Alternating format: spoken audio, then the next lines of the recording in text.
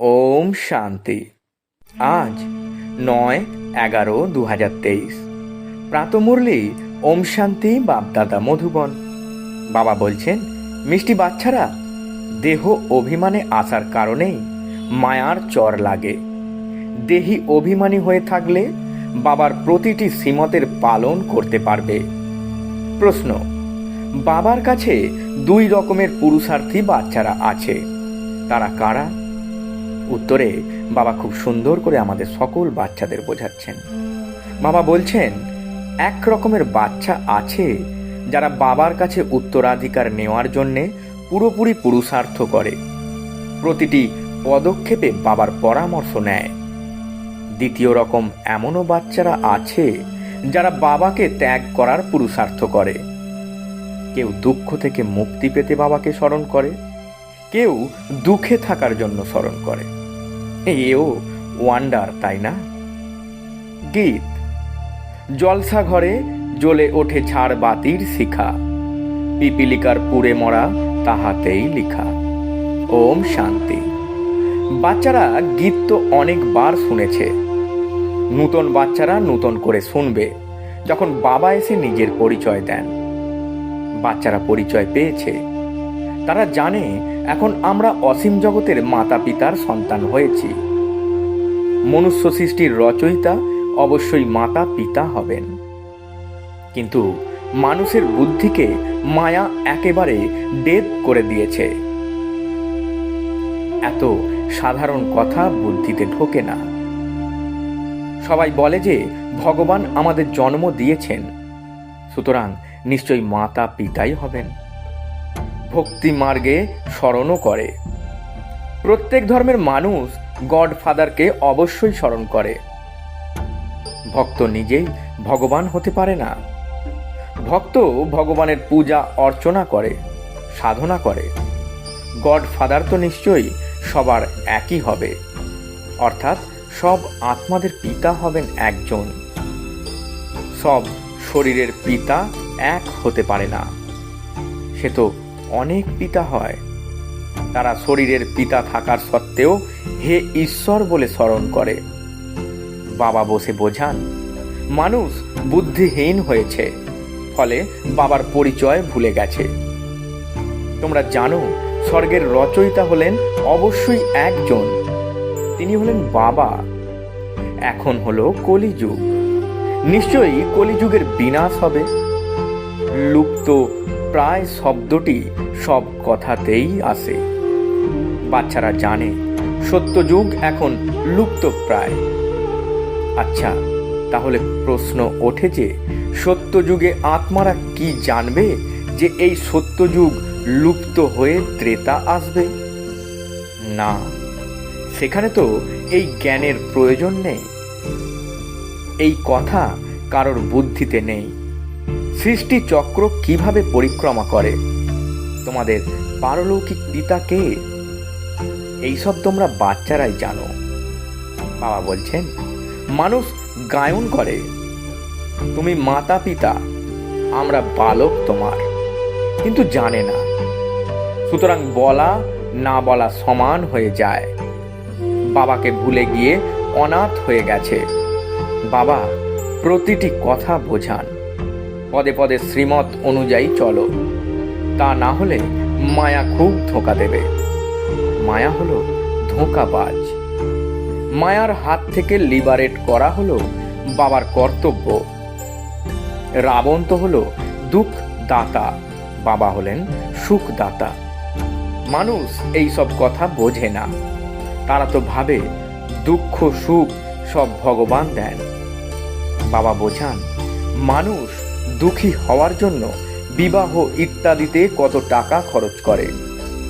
যারা পবিত্র চারা গাছ থাকে তাদের অপবিত্র করার পুরুষার্থ করা হয়। এই কথাও তোমরা বুঝতে পারো। দুনিয়া বুঝতে পারে না। তারা বিষয় সাগরে ডুবে থাকার জন্য কত অনুষ্ঠান করে। তারা এই কথা জানে না যে সত্যযুগে বিষ বা বিকার থাকে না। সত্যযুগ হলোই ক্ষীরসাগর, একেই বলা হয় বিষয় সাগর। সত্য যুগ হলো নির্বিকারী দুনিয়া। যদিও ত্রেতায় 2 কলা কম হয়ে যাবে, তবুও তাকে নির্বিকারী দুনিয়া বলা হয়। সেখানে বিকার হতে পারে না, কারণ রাবণের রাজ্য দাপর থেকে আরম্ভ হয়। অর্ধেক অর্ধেক কিনা, জ্ঞান সাগর এবং অজ্ঞানতার সাগর। অজ্ঞানতারও সাগর হয়, তাই না? মানুষ কত অজ্ঞানী, বাবাকেও জানে না, শুধু বলে যে এই এই করলে ভগবানকে পাওয়া যাবে। প্রাপ্তি তো কিছুই হয় না। মাথা ঠুকে দুঃখী অনাথ হয়ে যায়। তখনই আমি সকলের নাথ এই দুনিয়াতে আসি।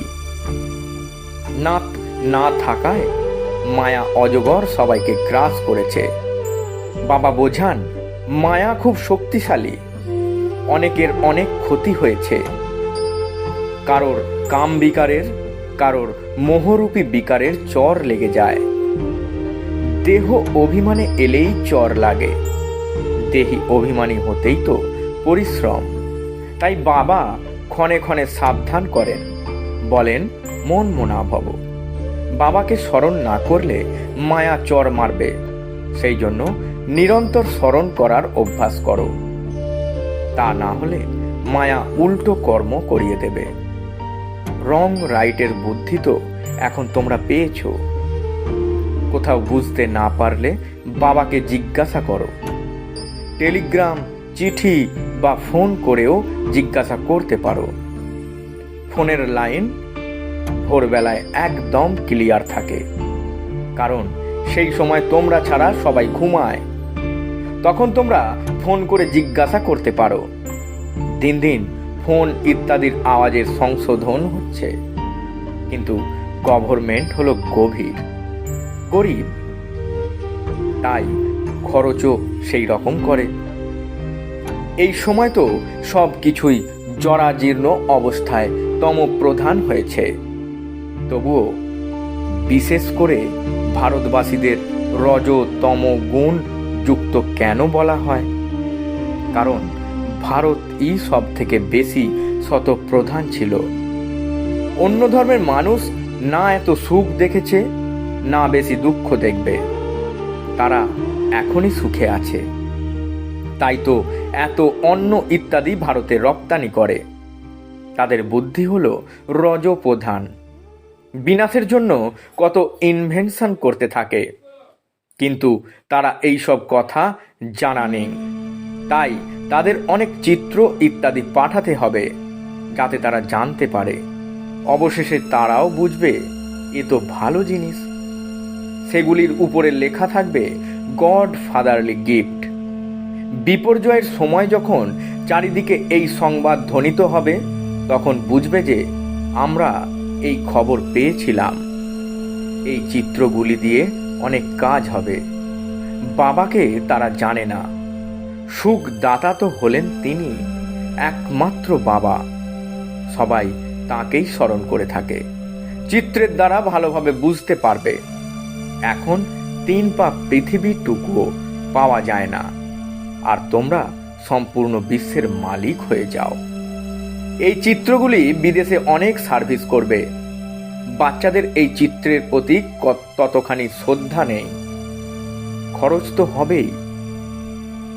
রাজধানী স্থাপনের কাজে ওই গভর্নমেন্টের কোটি টাকা খরচ হয়েছে, লক্ষ লক্ষ মানুষ মরেছে। এখানে তো মরবার কোনো ব্যাপার নেই। শ্রীমত অনুসারে পুরো পুরুষার্থ করতে হবে, তবেই শ্রেষ্ঠ পদ প্রাপ্ত হবে। তা না হলে তো শেষে দণ্ড ভোগ করার সময় খুব দুঃখ হবে। ইনি হলেন বাবা, তার সাথে ধর্মরাজও তিনি। প্রতি দুনিয়ায় এসে বাচ্চাদের 21 জন্মের জন্য স্বরাজ্য প্রদান করি। যদি আবার কোনো বিনাশকারী কর্ম করো, তাহলে পুরো সাজা ভোগ করবে। এমন নয় যা হবে দেখা যাবে। পরের জন্মের কথা কে বসে চিন্তা করে? মানুষ দান পুণ্য সব করে পরের জন্মের জন্যই।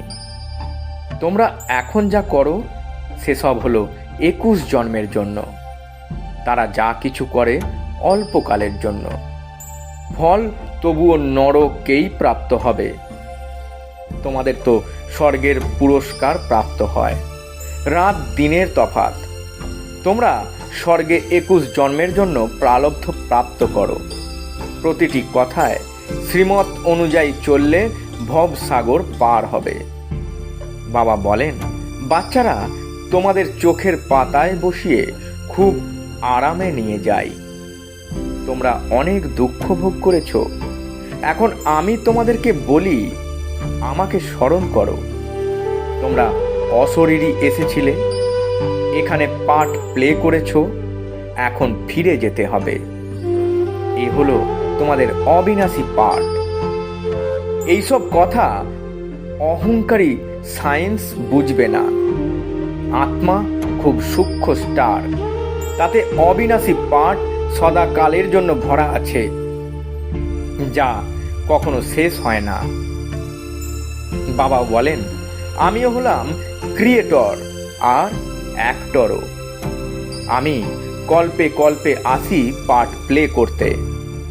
বলা হয় পরম আত্মা হলেন মন বুদ্ধি সহ চৈতন্য, নলেজফুল, কিন্তু কি জিনিস তা কেউ জানে না। যেমন তোমরা হলে আত্মা স্টারের মতো, আমিও হলাম স্টার। ভক্তি মার্গে আমাকে স্মরণ করে কারণ দুঃখে আছে। আমি এসে বাচ্চারা তোমাদের নিজের সাথে নিয়ে যাই। আমিও হলাম পান্ডা। আমি পরম আত্মা, আত্মাদের অর্থাৎ তোমাদের ফিরিয়ে নিয়ে যাই। আত্মা মশার চেয়েও ক্ষুদ্র। এই বোধ বাচ্চারা তোমাদের এখনই হয়। বাবা কত ভালো করে বোঝান। বাবা বলেন, তোমাদেরকে বিশ্বের মালিক করি, যদিও দিব্য দৃষ্টির চাবি নিজের কাছেই রাখি। এটি কাউকে প্রদান করি না। এই ভক্তিমার্গে আমার কাজে লাগে। বাবা বলেন, আমি তোমাদের পবিত্র পূজ্য করি, মায়া পতিত পূজারি করে। বাবা বোঝান তো অনেক, কিন্তু যে বুদ্ধিমান সেই শুধু বুঝবে। এই টেপ রেকর্ডার মেশিন হলো খুব ভালো জিনিস। মুরলি তো বাচ্চাদের অবশ্যই শুনতে হবে। অনেক অনেক হারানিধি বাচ্চা রয়েছে। বাঁধেলি গোপিকাদের জন্য বাবার দয়া হয়। বাঁধেলি মানে যারা বন্ধনে রয়েছে। বাবার মুরলি শুনে তারা খুশি হয়। বাচ্চাদের খুশির জন্য কি না করা উচিত। গ্রামের গোপিকাদের জন্য রাত দিন বাবার চিন্তা হয়, ঘুমও আসে না। কি যুক্তি বের করা যায়, বাচ্চারা কিভাবে দুঃখ থেকে মুক্তি পাবে। কেউ আবার দুঃখে ফেঁসে যাওয়ার জন্য প্রস্তুতি নেয়। কেউ তো অবিনাশী উত্তরাধিকার প্রাপ্তির পুরুষার্থ করে, তো কেউ বাবাকে ত্যাগ করার পুরুষার্থ করে। দুনিয়া তো আজকাল খুবই খারাপ। কোনো বাচ্চারা বাবাকে মারতে দেরি করে না। অসীম জগতের বাবা কত ভালো করে বোঝান। আমি বাচ্চাদের এত ধন প্রদান করি যে তারা কখনো দুঃখে থাকবে না। সুতরাং বাচ্চাদেরও এতটাই দয়ালু হয়ে সবাইকে সুখের রাস্তা বলে দিতে হবে। আজকাল তো সবাই দুঃখ দেয়, যদিও টিচার কখনো দুঃখের রাস্তা বলবেন না। তারা তো পড়ান। পড়াশোনা হলো সোর্স অফ ইনকাম। পড়াশোনা করলে শরীর নির্বাহ করার উপযুক্ত হওয়া যায়। মা বাবার কাছে যতই সম্পত্তি প্রাপ্ত হোক না কেন, তা কোনো কাজের নয়। যত বেশি ধন ততই বেশি পাপ করে। তীর্থযাত্রায় খুব নম্র হয়ে যায়, কিন্তু অনেকে তীর্থ করতে গিয়েও মদ ইত্যাদি সঙ্গে নিয়ে যায়, লুকিয়ে পান করে। বাবা দেখেছেন, মদ ছাড়া থাকতে পারে না অনেকে। কিছু বলার নেই। যুদ্ধে যাওয়ার আগেও খুব মদ খেয়ে যায়। যুদ্ধের সৈনিকদের নিজেদের প্রাণের চিন্তা থাকে না। তারা ভাবে আত্মা এক শরীর ছেড়ে অন্য দেহ ধারণ করবে। তোমরা বাচ্চারাও এখন জ্ঞান প্রাপ্ত করো। এই ছিছি দেহ ত্যাগ করতে হবে। তাদের কোনো জ্ঞান নেই, কিন্তু অভ্যাসে আছে মরতে হবে, মারতে হবে। এখানে তো আমরা নিজেরাই বসে বসে বাবার কাছে যেতে চাই। এই শরীর হলো পুরানো বস্ত্র, যেমন সর্প পুরানো খোলস ত্যাগ করে, শীতে শুকিয়ে গেলে ছেড়ে দেয়। তোমাদের এই শরীর তো খুব ছিছি পুরানো বস্ত্র। পার্ট প্লে করে এবারে এই বস্ত্র ত্যাগ করতে হবে, বাবার কাছে যেতে হবে। বাবা যুক্তি তো বলে দিয়েছেন, মন মনা ভব, আমাকে স্মরণ করো, ব্যাস। এমনভাবে বসে বসে শরীর ত্যাগ করবে। সন্ন্যাসীদের এমনই হয়, বসে বসে দেহ ত্যাগ হয়, কারণ তারা ভাবেন আত্মাকে ব্রহ্মে লীন হতে হবে, তাই যোগে বসে, কিন্তু যেতে পারে না। যেমন কাশি কলবট খায়, তাতে জীব ঘাত হয়। সন্ন্যাসীরা এইভাবে বসে বসে দেহ ত্যাগ করে। বাবা দেখেছেন, সেসব হলো হঠযোগ সন্ন্যাস। বাবা বোঝান, তোমাদের 84 জন্ম কিভাবে হয়। তোমাদের অনেক নলেজ দেওয়া হয়, খুব কমই আছে যারা শ্রীমত অনুসারে চলে। দেহ অভিমানে এসে তখন বাবাকেও নিজের মত দিতে শুরু করে দেয়। বাবা বোঝান, দেহি অভিমানী হও, আমি আত্মা, বাবা তুমি হলে জ্ঞানের সাগর। বাবা, আমি তোমার রায় অনুসারেই চলব। পদে পদে খুব সাবধান হতে হবে। ভুল তো হতেই থাকবে, তবুও পুরুষার্থ করতে হবে। যেখানেই যাও বাবাকে স্মরণ করতে থাকো। বিকর্মের অনেক বোঝা মাথায় রয়েছে, কর্মভোগও তো ভোগ করে মেটাতে হবে, তাই না? শেষ পর্যন্ত এই কর্মভোগ পিছু ছাড়বে না। বাবা বলছেন, শ্রীমতের অনুসারে চলেই পারস বুদ্ধি হতে হবে। সাথে ধর্মরাজও আছেন, সুতরাং তিনি হলেন রেসপন্সিবল। বাবা বসে আছেন, তোমরা কেন বোঝা নিয়ে নিজের উপর রাখছো? পতিত পাবন বাবাকে পতিতদের সভায় আসতেই হয়। এটা কোনো নূতন কথা নয়। অনেকবার পার্ট প্লে করেছ, রিপিট প্লে করতে থাকবে। একেই ওয়ান্ডার বলা হয়। আচ্ছা, পারলৌকিক বাপদাদার হারানিধি বাচ্চাদেরকে স্মরণের স্নেহ, সুমন আর সুপ্রভাত। আত্মাদের পিতা তার আত্মারূপী বাচ্চাদেরকে জানাচ্ছেন নমস্কার। আমরা আত্মারূপী বাচ্চারা আমাদের আত্মারূপী মাতা পিতা বাপদাদাকে জানাই স্মরণের স্নেহ, সুমন আর সুপ্রভাত এবং শত কোটি নমস্কার। ধারণার জন্যে মুখ্য সার। প্রথম পয়েন্ট, বাবার সমান সবাইকে দুঃখ থেকে লিবারেট করার করুণা করতে হবে। সকলকে সুখের রাস্তা বলে দিতে হবে। দ্বিতীয় পয়েন্ট, কোনো রকম বিনাশকারী কর্তব্য করবে না। শ্রীমতের আধারে 21 জন্মের জন্য নিজের প্রারব্ধ তৈরি করতে হবে। পদে পদে সমাধান হয়ে চলতে হবে, পদে পদে সাবধান হয়ে চলতে হবে। বরদান, প্রতিজ্ঞার স্মৃতির মাধ্যমে লাভ গ্রহণকারী সর্বদা বাবার ব্লেসিংস এর পাত্র ভব। ব্যাখ্যায় বাবা বলছেন, মন থেকে বাণীর মাধ্যমে অথবা লেখার মাধ্যমে যে প্রতিজ্ঞায় গ্রহণ করে থাকো তা স্মৃতিতে স্মরণ রাখো, তবেই সেই প্রতিজ্ঞার সম্পূর্ণ লাভ নিতে পারবে। চেক করো যে কতবার প্রতিজ্ঞা করেছো আর কতবার পালন করেছো। প্রতিজ্ঞা আর ফায়দা এই দুইয়ের ব্যালেন্স রাখলে তবেই বরদাতা বাবার থেকে ব্লেসিংস প্রাপ্ত হতে থাকবে। যেমনভাবে শ্রেষ্ঠ সংকল্প করে থাকো, ঠিক তেমনভাবেই যখন কর্ম শ্রেষ্ঠ হয়ে যাবে তবেই সফলতার প্রতিমূর্তি হয়ে উঠতে পারবে। স্লোগান, নিজেকে এমন দিব্য দর্পণ বানাও যার মধ্যে শুধু বাবাকেই দেখা যাবে, তবেই তাকে বলা যাবে সত্যিকারের সেবা। ওম শান্তি। নমস্কার।